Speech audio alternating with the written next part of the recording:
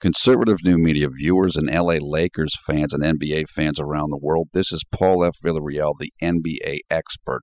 Now, I wanted to bring something up because it is looking more and more likely as though Phil Jackson will become the next coach of the Los Angeles Lakers after Coach Mike Brown was fired. And here it is. It's this. This is a bit of a warning to some of the Lakers fans and just a kind of a assessment of things. I'm not sure if Phil Jackson is going to be the magic wand to solve this team's problems. The reason why I say that is I was going over the roster of the 2010-2011 Lakers and comparing that with the current roster, the 2012-2013 Lakers, and there's a lot of similarities. And if you remember, the 2010-2011 Lakers were swept by the Dallas Mavericks in the second round of the playoffs. And what you see when you look at the two different rosters is, obviously, you have Steve Nash in place of Derek Fisher, and, of course, you have Dwight Howard in place of Andrew Bynum. Now, is Steve Nash better than Derek Fisher? Of course he is.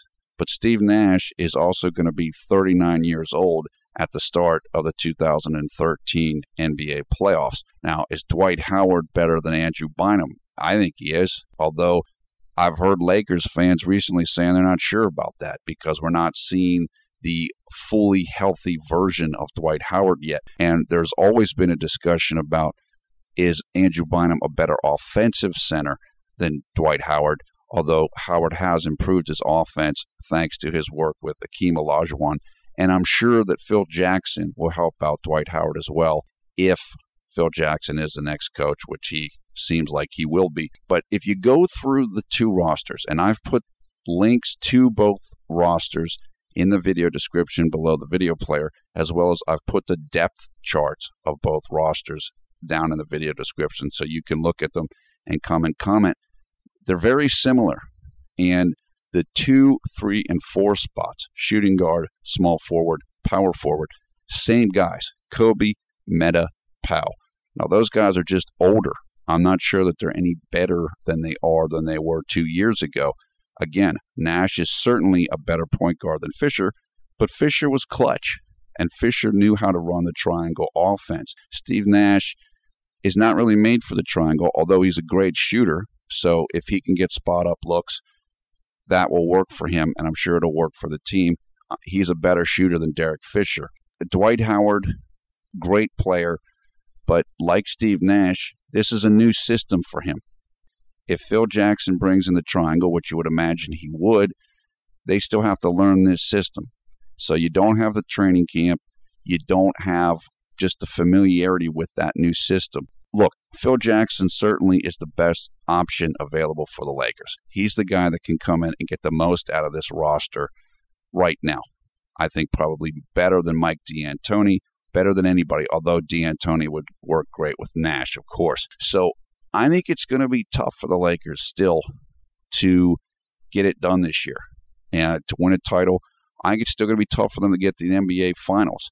I think they will have a better chance to do that next year than this year. And so what we're looking at when you look at what they're going to have to do is Kobe, is going for his 6th NBA championship, his 6th ring. They still have to get through the Western Conference. And I believe the 3 teams that they're going to have to contend with the most are going to be the San Antonio Spurs, the Oklahoma City Thunder, and the Los Angeles Clippers. Now, I know Oklahoma City might be a little bit worse after they got rid of James Harden, Beard, and they got Kevin Martin instead. But, Kevin Martin has been playing well. He's been scoring pretty well for them. They got Perry Jones, who's a real player. They got Maynard back, Eric Maynard. So they're going to be there, even though I think they're struggling a little bit. I read an article recently, their egos and blah, blah, blah. Oklahoma City is still a really good team, so don't count them out.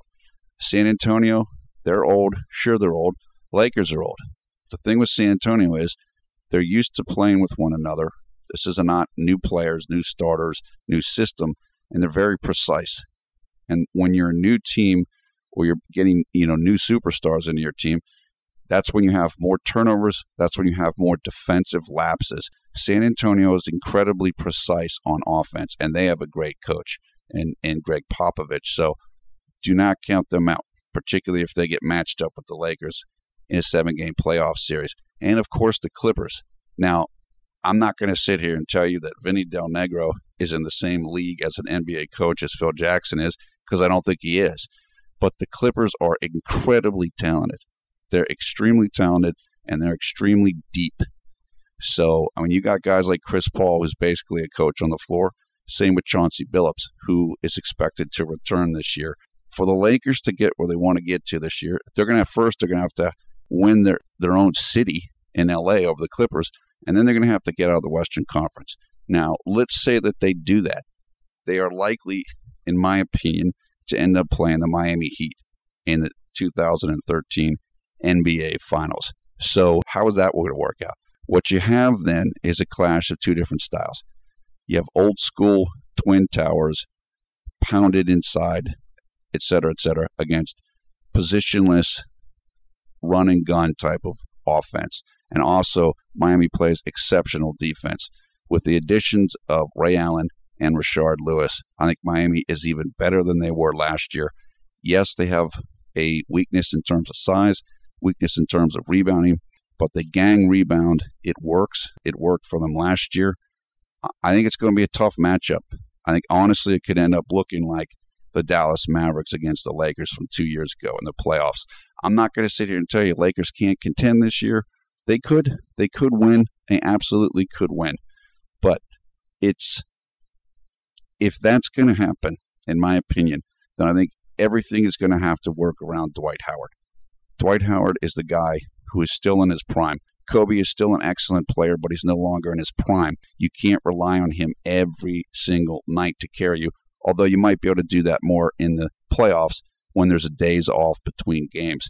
But I think Dwight Howard is going to have to regain full form and go into beast mode and carry this team if they are to seriously contend for a championship title this season. So that's my take on this situation.